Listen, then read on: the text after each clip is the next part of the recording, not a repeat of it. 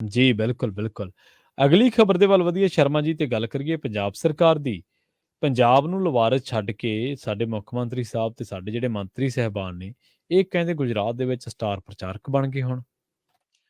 ਬਿਲਕੁਲ ਤੁਸੀਂ ਦਰੁਸਤ ਸੁਣਿਆ ਪ੍ਰਵੀਨ ਜੀ ਕਿ ਪੰਜਾਬ ਤਾਂ ਪਹਿਲਾਂ ਹੀ ਲਵਾਰਸ ਛੱਡਿਆ ਹੋਇਆ ਜਿੱਦਣ ਦੀਆਂ ਹਿਮਾਚਲ ਦੀਆਂ ਔਰ ਗੁਜਰਾਤ ਦੀਆਂ ਚੋਣਾਂ ਦੀ ਚਰਚਾ ਹੈ ਤਦ ਤੋਂ ਹੀ ਪੰਜਾਬ ਲਵਾਰਸ ਛੱਡ ਕੇ ਤੁਰੇ ਨੇ। ਤੁਸੀਂ ਇਹ ਦੇਖੋ ਕਿ ਲਗਾਤਾਰ ਮੁੱਖ ਮੰਤਰੀ ਭਗਵੰਤ ਮਾਨ ਜੀ ਕਦੇ ਆਦਮਪੁਰ ਦੇ ਵਿੱਚ ਰੋਡ ਸ਼ੋਅ ਕਰਦੇ ਨੇ, ਕਦੇ ਹਿਮਾਚਲ ਰੋਡ ਸ਼ੋਅ ਕਰਦੇ ਨੇ। ਹਿਮਾਚਲ ਤਾਂ ਰੋਡ ਸ਼ੋਅ ਮਤਲਬ ਕਿ ਰੱਦ ਤੱਕ ਵੀ ਕਰਨੇ ਪੈ ਜਾਂਦੇ ਨੇ। ਜੀ। ਤੁਸੀਂ ਇਹ ਦੇਖੋ ਕਿ ਪਹਿਲਾਂ ਉੱਥੇ ਟੀਚਰ ਕੁੱਟੇ ਸੀ, ਸੋ ਹੁਣ ਸਾਬਕਾ ਸੈਨਿਕ ਪਹੁੰਚ ਗਏ ਤੇ ਸਾਬਕਾ ਸੈਨਿਕਾਂ ਦੇ ਉੱਤੇ ਲਾਠੀਚਾਰਜ ਕਰਨ ਤੋਂ ਫਿਰ ਡਰ ਵੀ ਲੱਗਿਆ ਕਿ ਭਾਈ ਉਹਨਾਂ ਨਾਲ ਸਾਡੇ ਮੁਲਾਜ਼ਮ ਕੁੱਟਮਾਰ ਨਾ ਕਰਨ, ਕਿਉਂਕਿ ਉੱਥੇ ਪੁਲਿਸ ਨੇ ਕੁੱਟਮਾਰ ਨਹੀਂ ਕੀਤੀ ਸੀ ਅਧਿਆਪਕਾਂ ਨਾਲ, ਉੱਥੇ ਆਮ ਆਦਮੀ ਪਾਰਟੀ ਦੇ ਵਰਕਰਾਂ ਨੇ ਧੱਕੇਸ਼ਾਹੀ ਕੀਤੀ ਸੀ। ਸੋ ਰੋਸ ਪ੍ਰਗਟਾਉਣਗੇ ਲੋਕਾਂ ਤੇ ਵੀ ਹੁਣ ਇਹ ਹਮਲੇ ਕਰਦੇ ਨੇ। ਸੋ ਇਸੇ ਲਈ ਕੱਲ ਉੱਥੇ ਫਿਰ ਇਹਨਾਂ ਨੂੰ ਠੰਡ ਵਰਤਾਉਣੀ ਪਈ, ਆਖਰ ਰੋਡ ਸ਼ੋਅ ਰੱਦ ਕੀਤਾ ਕਿ ਜੇਕਰ ਰੋਡ ਸ਼ੋਅ ਹੋ ਗਿਆ ਤੇ ਸਾਡੇ ਵਰਕਰਾਂ ਨੇ ਜਿਹੜੇ ਆਮ ਆਦਮੀ ਪਾਰਟੀ ਦੇ ਵਰਕਰ ਨੇ ਉਹ ਹੱਥੋਂ ਪਾਈ ਤੱਕ ਆ ਸਕਦੇ ਨੇ ਉਹਨਾਂ ਸਾਬਕਾ ਸੈਨਿਕਾਂ ਨਾਲ, ਤੇ ਉਹ ਫਿਰ ਬਦਨਾਮੀ ਬਹੁਤ ਹੋ ਜਾਣੀ ਸੀ। ਸੋ ਇਸ ਲਈ ਕਿਸੇ ਨੇ ਸਿਆਣੇ ਨੇ ਸਲਾਹ ਦਿੱਤੀ ਤੇ ਭਗਵੰਤ ਮਾਨ ਜੀ ਆਪਣਾ ਰੋਡ ਸ਼ੋਅ ਰੱਦ ਕਰਕੇ ਆ ਗਏ।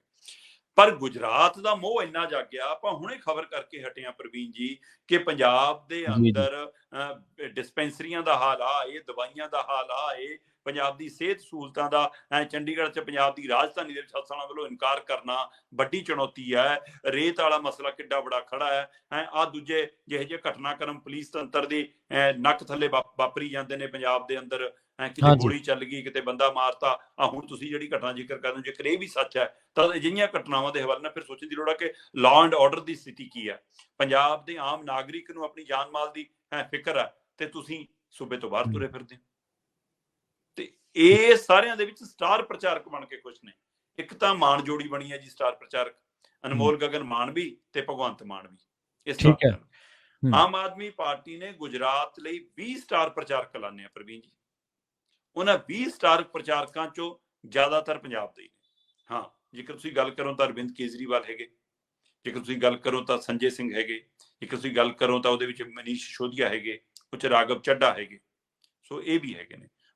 ਰਾਘਵ ਚੱਡਾ ਤਾਂ ਆਪਣੇ ਆਪ ਨੂੰ ਕਹਾਉਂਦੇ ਹੀ ਪੰਜਾਬ ਦੇ ਨੇ ਕਿ ਮੈਂ ਤਾਂ ਰਾਜ ਸਭਾ ਮੈਂਬਰ ਵੀ ਇੱਥੋਂ ਹੀ ਹਾਂ। ਤੇ ਜੇਕਰ ਪੰਜਾਬ ਦੀ ਗੱਲ ਕਰੋ ਤਾਂ ਉਹਨਾਂ 'ਚ ਪ੍ਰੋਫੈਸਰ ਬਲਜਿੰਦਰ ਕੌਰ ਵੀ ਹੈਗੇ, ਰਕੇਸ਼ ਵੀ ਹੈਗੇ, ਹੀਰਾਪੁਰ ਹੋਰੀ। ਇਸ ਦੇ ਨਾਲ ਨਾਲ ਉਹਦੇ ਵਿੱਚ ਮਤਲਬ ਕਿ ਤੁਸੀਂ ਅਨਮੋਲ ਗਗਨ ਮਾਨ ਹੈਗੀ, ਉਹਦੇ ਵਿੱਚ ਭਗਵੰਤ ਮਾਨ ਹੈਗੇ, ਉਹਦੇ ਵਿੱਚ ਹਰਭਜਨ ਭੱਜੀ ਹੈਗੇ। ਸੋ ਹੁਣ ਭੱਜੀ ਨੂੰ ਇਸ ਲਈ ਲਿਆਂਦਾ ਸੀ ਕਿ ਉੱਥੇ ਭੀੜ ਇਕੱਠੀ ਕੀਤੀ ਜਾ ਸਕੇ। ਸੋ ਆਹ ਕੰਮ ਲੈਣਾ ਜੀ ਭੱਜੀ ਤੋਂ। ਸੋ ਇਸ ਲਈ ਹੁਣ ਇਹ ਸਾਰੇ ਉਧਰ ਨੂੰ ਤੋਰ ਦਿੱਤੇ ਨੇ ਤੇ ਇਹ ਸਾਰਾ ਪੰਜਾਬ ਲਵਾਰਸ ਛੱਡ ਕੇ ਪੰਜਾਬ ਦੀ ਸਰਕਾਰ, ਪੰਜਾਬ ਦੇ ਮੰਤਰੀ ਗੁਜਰਾਤ ਨੂੰ ਤੁਰ ਪਏ ਨੇ, ਜਦੋਂ ਕਿ ਐਮਐਲਏ ਲੰਮੇ ਸਮੇਂ ਤੋਂ ਉੱਥੇ ਨੇ। ਪ੍ਰਵੀਨ ਜੀ, ਮੈਨੂੰ ਜੀ, ਜੀ। ਹੈਰਾਨੀ ਹੁੰਦੀ ਹੈ, ਐਮਐਲਏ ਆਪਣੇ ਆਪਣੇ ਪੇਜਾਂ ਤੇ ਫੋਟੋਆਂ ਪਾਉਂਦੇ ਨੇ, ਬਿਲਕੁਲ ਪਾਉਂਦੇ ਨੇ। ਵੀਡੀਓ ਪਾਉਂਦੇ ਨੇ ਬਣਾ ਬਣਾ ਕੇ, ਤੇ ਆਪਣਾ ਹਲਕਾ ਉਹ ਭਾਈ ਪੰਜਾਬ ਨੇ ਚੁਣਿਆ, ਪੰਜਾਬ ਲਈ ਤੁਸੀਂ ਚੁਣੇ ਗਏ ਹੋ, ਪੰਜਾਬ ਲਈ ਕੰਮ ਕਰ ਲਓ। ਸੋ ਘੱਟੋ ਜੀ। ਘੱਟ ਤੁਹਾਡੇ ਮੂਹਰੇ ਤਾਂ ਚੁਣੌਤੀਆਂ ਬਹੁਤ ਸੀ, ਤੁਸੀਂ ਤਾਂ ਬੜੇ ਮੀਲ ਪੱਥਰ ਸਾਬਤ ਕਰਨੇ ਸੀ, ਤੁਸੀਂ ਬਹੁਤ ਭਰਮ ਭੁਲੇਖੇ ਤੋੜਨੇ ਸੀ ਬਾਕੀ ਰਵਾਇਤੀ ਪਾਰਟੀਆਂ ਦੇ, ਪਰ ਤੁਸੀਂ ਤਾਂ ਉਹਨਾਂ ਨਾਲੋਂ ਵੀ ਗਾਹਾਂ ਲੰਘੇ।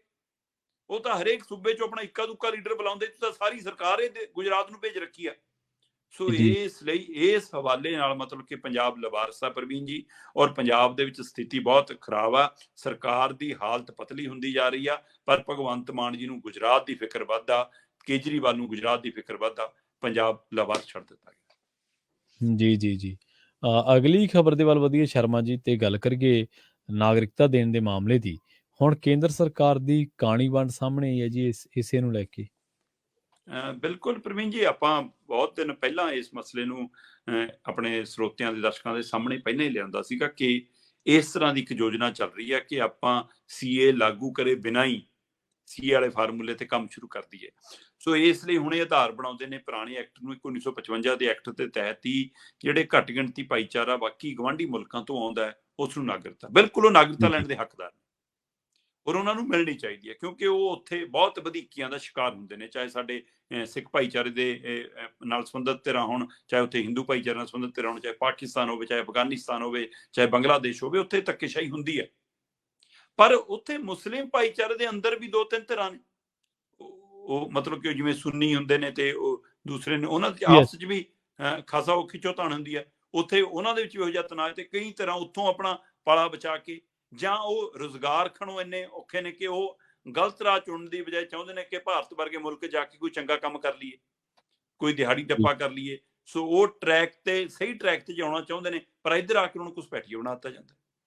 ਜੇਕਰ ਕੋਈ ਜੈਨੀ ਸਰਹੱਦ ਟੱਪ ਕੇ ਆਉਂਦਾ ਹੈ, ਕੋਈ ਬੋਧੀ ਸਰਹੱਦ ਟੱਪ ਕੇ ਆਉਂਦਾ ਹੈ, ਕੋਈ ਹਿੰਦੂ ਸਰਹੱਦ ਟੱਪ ਕੇ ਆਉਂਦਾ ਹੈ, ਕੋਈ ਸਿੱਖ ਸਰਹੱਦ ਟੱਪ ਕੇ ਆਉਂਦਾ ਹੈ, ਤਾਂ ਉਹ ਜੀ ਸ਼ਰਨਾਰਥੀ ਹੈ। ਜੀ ਜੇਕਰ ਕੋਈ ਮੁਸਲਮਾਨ ਸਰਹੱਦ ਟੱਪ ਕੇ ਆ ਗਿਆ, ਉਹ ਘੁਸਪੈਠੀਆ। ਸੋ ਇਸ ਫਾਰਮੂਲੇ ਦੇ ਤਹਿਤ ਸਰਕਾਰ ਨੇ ਇਹ ਕੋਸ਼ਿਸ਼ ਕੀਤੀ ਸੀ। ਅਸੀਂ ਚਾਹੁੰਦੇ ਸੀਗੇ ਕਿ ਧਰਮ ਦੇ ਆਧਾਰ ਤੇ ਤੁਸੀਂ ਨਾਗਰਿਕਤਾ ਨਾ ਦਿਓ, ਤੁਸੀਂ ਉਹਨਾਂ ਦੀ ਸਥਿਤੀ ਦੇਖੋ, ਉਹਨਾਂ ਦੀ ਜੀ ਹਾਲਾਤ ਦੇਖੋ, ਤੇ ਉਸ ਦੇ ਵਿੱਚੋਂ ਬੋਧੀ, ਜੈਨੀ, ਹਿੰਦੂ, ਸਿੱਖ ਤਾਂ ਪਹਿਲਾਂ ਆ ਹੀ ਜਾਣੇ ਨੇ। ਤੇ ਪਰ ਜੇਕਰ ਉਹਨਾਂ 'ਚ ਮੁਸਲਮਾਨਾਂ ਦੇ ਕੇਸ ਵੀ ਵਿਚਾਰ ਲਏ ਜਾਣ ਤਾਂ ਮਾੜਾ ਕੀ ਆ। ਹਾਂਜੀ ਤੇ ਜੇਕਰ ਨਹੀਂ ਵਿਚਾਰ ਸਕਦੀ ਤਾਂ ਉਹਨਾਂ ਤੇ ਲੈਵਲ ਤਾਂ ਨਾ ਲਾਓ ਘੱਟੋ ਘੱਟ ਕੇ ਤੁਸੀਂ ਸਾਰੇ ਘੁਸਪੈਠ ਕਰਨ ਦੇ, ਮਤਲਬ ਕਿ ਅੱਤਵਾਦੀ ਉਹ ਆਏ ਨੇ ਜੀ ਸਾਰੇ। ਸੋ ਇਸ ਨੂੰ ਲੈ ਕੇ ਸਵਾਲ ਸੀਗਾ, ਤੇ ਪਿਛਲੇ ਦਿਨਾਂ 'ਚ ਇਸ ਦੀ ਕਵਾਇਦ ਚੱਲ ਰਹੀ ਸੀ। ਉਹ ਜਿਹੜੀ ਕਵਾਇਦ ਦੀ ਚਰਚਾ ਆਪਾਂ ਇਸੇ ਪ੍ਰੋਗਰਾਮ 'ਚ ਕੀਤੀ ਸੀ ਕਿ ਭਾਈ ਅੰਦਰ ਖਾਤੇ ਸਰਕਾਰ ਇਹ ਖਰੜਾ ਤਿਆਰ ਕਰ ਰਹੀ ਹੈ ਕਿ ਆਪਾਂ ਇਹਨਾਂ ਨੂੰ ਨਾਗਰਿਕਤਾ ਦੇ ਦੇਣੀ ਆ ਤੇ ਉਹਨਾਂ ਨੂੰ ਆਪਾਂ ਘੁਸਪੈਠੀਆ ਐਲਾਨ ਦੇਣਾ। ਸੋ ਉਹ ਖਰੜੇ ਦੀ ਰੂਪਰੇਖਾ ਸਾਹਮਣੇ ਆ ਗਈ ਪ੍ਰਵੀਨ ਜੀ। ਜੀ ਜਿਹੜੀ ਭਾਰਤ ਖਬਰ ਬਾਰੇ ਆਪਾਂ ਦੇ ਚਰਚਾ ਕਰ ਰਹੇ ਸੀ, ਭਾਰਤ ਦੇ 9 ਸੂਬਿਆਂ ਨੂੰ ਸਕੱਤਰਾਂ ਨੂੰ ਲਿਖ ਦਿੱਤਾ ਗਿਆ ਤੇ 9 ਸੂਬਿਆਂ ਦੇ ਅੱਗੇ 31 ਜ਼ਿਲ੍ਹਿਆਂ ਦੇ ਮੈਜਿਸਟ੍ਰੇਟਾਂ ਨੂੰ ਹਦਾਇਤ ਕਰ ਦਿੱਤੀ ਗਈ ਆ, ਨਿਰਦੇਸ਼ ਭੇਜ ਦਿੱਤੇ ਗਏ ਨੇ, ਅਧਿਕਾਰ ਦੇ ਦਿੱਤੇ ਗਏ ਨੇ ਕਿ ਤੁਸੀਂ ਭਾਈ ਨਾਗਰਿਕਤਾ ਦੇ ਦਿਓ। ਤੇ ਕਹਿਣਾ ਇਹੀ ਹੈ ਕਿ ਅਸੀਂ ਆ 2020-21 ਵਾਲਾ ਜਿਹੜਾ ਸੀ ਹੈ ਉਹਦੇ ਤਹਿਤ ਨਹੀਂ ਦੇ ਰਹੇ, ਅਸੀਂ ਤਾਂ 1955 ਵਾਲਾ ਜਿਹੜਾ ਪੁਰਾਣਾ ਨਾਗਰਿਕਤਾ ਐਕਟ ਹੈ ਉਹਦੇ ਤਹਿਤ ਹੀ ਦੇ ਰਹੇ ਹਾਂ।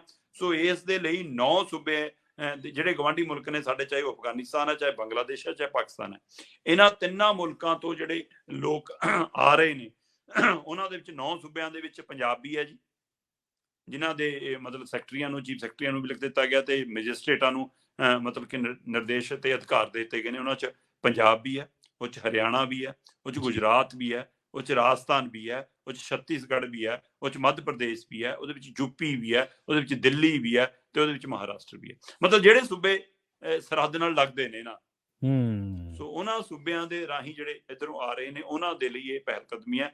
ਸੋ ਉਹ ਭਾਈਚਾਰਾ ਜਿਹੜਾ ਘੱਟ ਗਿਣਤੀ ਦਾ ਭਾਈਚਾਰਾ ਸਾਡਾ ਪਾਕਿਸਤਾਨ ਦੇ ਵਿੱਚ ਪੀੜਤ ਹੈ, ਜਿਹੜਾ ਬੰਗਲਾਦੇਸ਼ 'ਚ ਪੀੜਤ ਹੈ, ਜਿਹੜਾ ਅਫਗਾਨਿਸਤਾਨ 'ਚ ਪੀੜਤ ਹੈ, ਉਹਨਾਂ ਦੀ ਸਹਾਇਤਾ ਕਰਨੀ, ਉਹਨਾਂ ਨੂੰ ਸੰਭਾਲਣਾ ਚੰਗਾ ਇਹ ਪਹਿਲੂ ਲੱਗਦਾ ਸਾਨੂੰ। ਪਰ ਇੱਕ ਧਿਰ ਨੂੰ ਨਿਸ਼ਾਨਾ ਬਣਾ ਕੇ ਤੁਸੀਂ ਉਹਨਾਂ ਦੇ ਉੱਤੇ ਮਤਲਬ ਲੈਵਲ ਲਾਓ, ਉਹ ਮਨਜ਼ੂਰ ਨਹੀਂ ਲੱਗਦਾ। ਉਸ ਨੂੰ ਲੈ ਕੇ ਚੇਤਨਤਾ ਦੀ ਲੋੜ ਹੈ, ਉਸ ਨੂੰ ਲੈ ਕੇ ਗੰਭੀਰਤਾ ਦੀ ਲੋੜ ਹੈ। ਪਰ ਇਸ ਆੜ ਦੇ ਵਿੱਚ ਅਣਐਲਾਨੇ ਤੌਰ ਤੇ ਸੀਏ ਲਾਗੂ ਹੋ ਗਿਆ ਪ੍ਰਵੀਨ ਜੀ। ਜੀ ਜੀ